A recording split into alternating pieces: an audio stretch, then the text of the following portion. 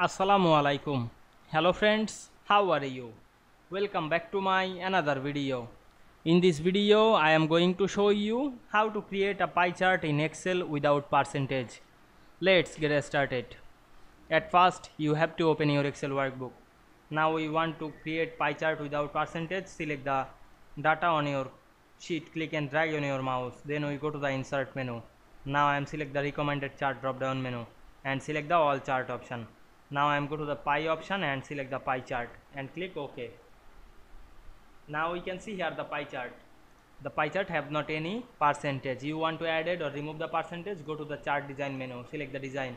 We can see here the percentage layout. You can add the percentage layout, otherwise remove this. Now we can see we create pie chart without percentage very easily. I hope you enjoyed my video. Please like, comment, share and subscribe my channel. Thanks for watching.